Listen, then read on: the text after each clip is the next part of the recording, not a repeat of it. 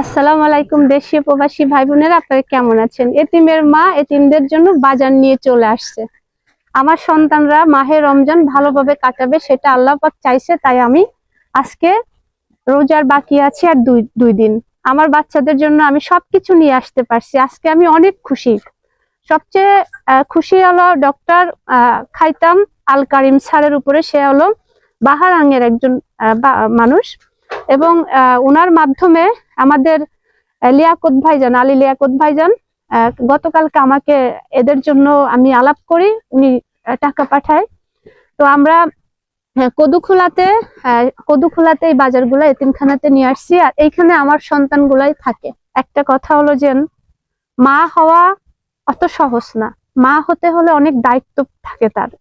আর মাদের কখনো সন্তান যে ভালো থাকবে না, সন্তান যে ভালো খাবার খাবে না, সেটা কখনো হয় না। আমার বাচ্চাগুলো সবাই কোরআনের কেউ 5 পারা 10 পারা 25 পারা পড়তেছে, আর আমার বাচ্চাগুলো রোজা থাকে।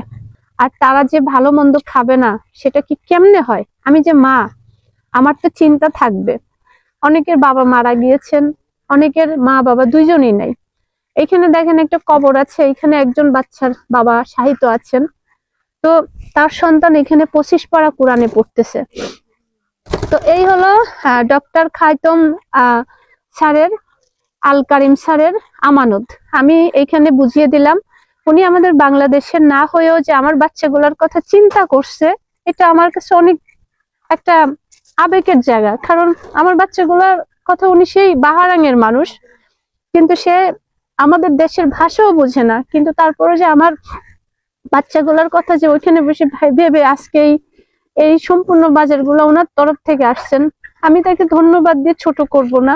আমার বাচ্চাগুলো আপনার জন্য অন্তর থেকে দোয়া করবে, যে আপনি আমার ভিডিওগুলো দেখেন, আমার ভাষা বুঝেন না, তারপরও আমার, আর সেখান থেকে যে আপনি পুরো 1 মাসের, মাহে রমজানের 1 মাসের বাজার দিয়েছেন আমার বাচ্চাগুলার, আমার অন্তর থেকে আপনার জন্য দোয়া করি।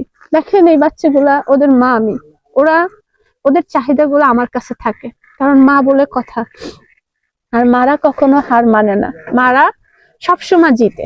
মাদের জিতায় দেখ কে জানেন? স্বয়ং আল্লাহ। আর আমি হলো ওদের মা। আমি শুধু ওদের না, আমি প্রতিটা এতিম শিশুর মা।